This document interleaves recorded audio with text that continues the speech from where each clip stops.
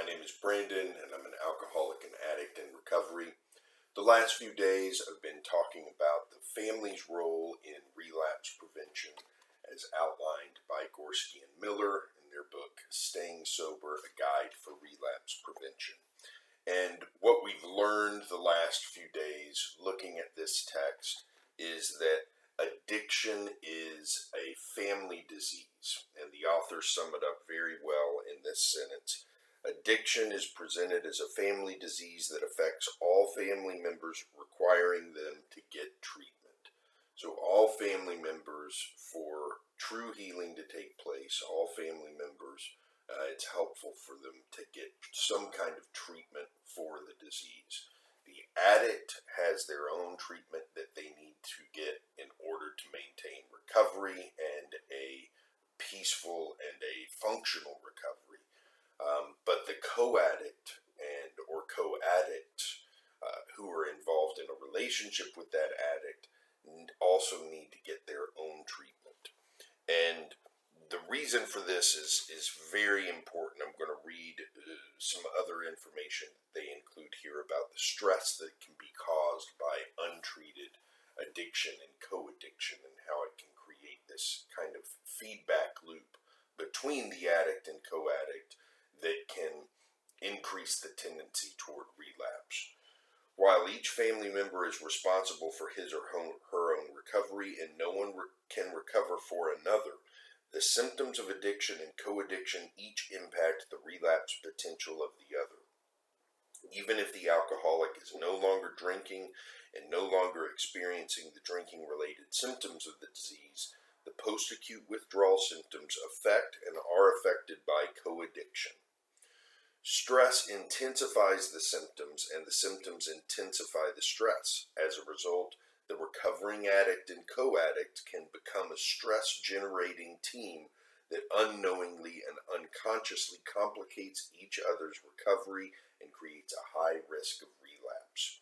Stress-generating team might be a good way to describe a lot of addicts and co-addicts. You might recognize that as something that's familiar in your own relationship with a co-addicted partner.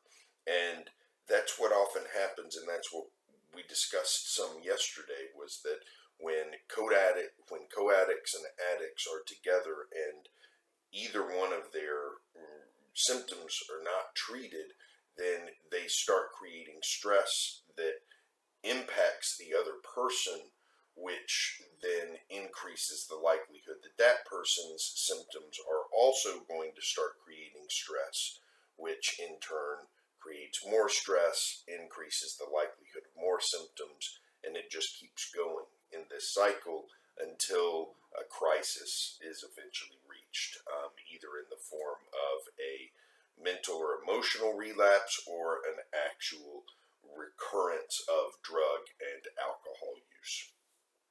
So one of the important things that the authors highlight here is that family relapse prevention is extremely important in the overall recovery process. And, one of the things that this looks like, for example, is when I was in-person rehab, when I was at a treatment facility. At the end of my stay there was a family day where the family was brought in, and my wife came in and went through a series of little classes where she learned about more about addiction, where she had a chance to talk to other family members, and where the two of us together had a chance to talk to the counselor, the therapist that I was seeing, and discuss what the future looked like and what plans looked like in terms of our whole family recovering. And so that kind of planning is very important in treatment for addiction and co-addiction. And the authors say it like this: family relapse prevention planning is intended to help prevent acute relapse episodes in the recovering addict, prevent crisis in the co-addict, develop a relapse prevention plan for both the addict and co-addict, and develop an early intervention plan to interrupt acute relapse episodes in both the recovering addict and the co-addict. For the addict, this involves interrupting problems that are caused by both the post-acute withdrawal syndrome in the sober addict and by alcohol and drug use in the addict who has returned to drinking and using. For the co-addict, this involves interrupting the coaddiction crisis. The family needs to work with a counselor to establish a formal relapse prevention plan that will allow them to support each other's recovery and to help intervene if the relapse warning symptoms get out of control. So the authors talk about several different steps that are taken, the procedures that are taken to plan this protocol for relapse prevention in the family. They include stabilization, getting both the addict and co-addict stabilized, and this often requires both attendance at Al-Anon and professional counseling for the co-addict.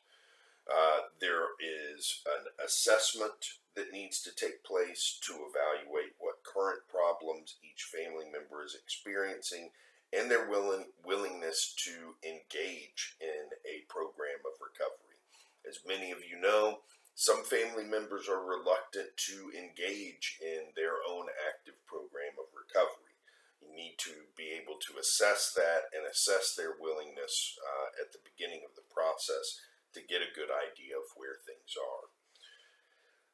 Now, one thing that can help if you've got family members who are unwilling to participate in the recovery process, one thing that can help them is education about alcoholism and drug addiction, and education about co-addiction and how their relationship, and by them trying to adopt new behaviors to cope with the behaviors of an alcoholic and addict, actually developed the problem of co-addiction with them. And so the education piece is very important, and often people who are at first reluctant to admit that they themselves need some kind of recovery program as a co-addict might be more willing to consider that if they receive a little bit of education about what co-addiction actually is and what it looks like. Once everybody's ready to participate, then you can get into warning sign identification. And both the addict and the co-addict need to identify the personal warning signs that indicate they are becoming dysfunctional in sobriety. And then we talk about, with the family, about the warning signs. So there's family validation of warning signs.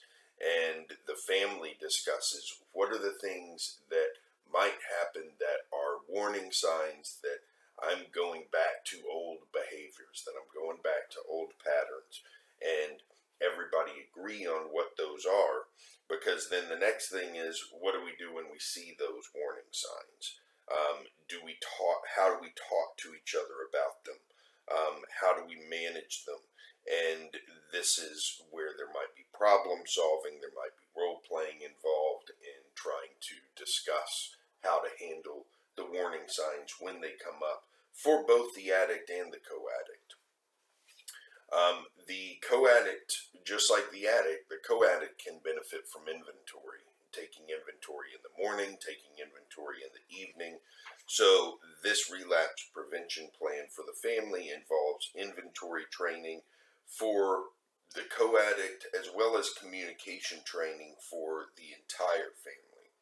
So communication training in terms of giving and receiving feedback in a constructive and caring manner, rather than a accusatory, scapegoating type of manner that might have been more familiar to the family during the active addiction period. There's a review of the recovery program, and then a plan to address denial. So if the warning signs that the family agree to actually occur, and the person who is having those warning signs is denying that there's a problem at all, there needs to be a plan for what are we going to do in that situation? How are we going to intervene in that situation? And then a plan for what that looks like.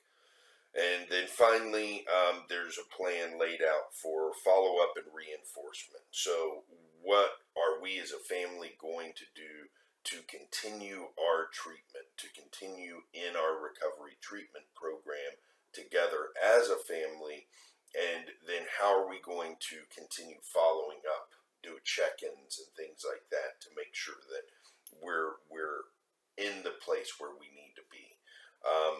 And so those are the basic steps of, and I of course, there's way more detail in the book about the work involved in each of those steps, and trained professionals are definitely needed to guide you through those steps, but I wanted to go over them as a preview of the work involved in getting a stabilized situation with the addict and co-addict so that they can move forward as a family unit in recovery.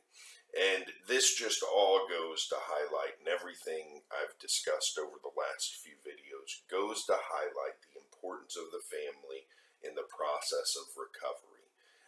The co-addict especially is someone who can just sit idly by while the addict gets better. The co-addict is someone who has to actively participate in the recovery process, and indeed has their own recovery process that they need to develop because of the behaviors that they have had to adopt to cope with living with and being with an addict for so long. So it's really important to recognize that, and it's really important that if you are in a situation where you have a co-addicted person that you're living with or that you are involved with during your recovery, making sure that you're open with them about the things that you need in terms of their participation, and really understanding how willing they are to engage in that, because that's a very important part of overall relapse prevention, not only for the family, but for the addict themselves. So that concludes the section of the book on family planning and relapse prevention.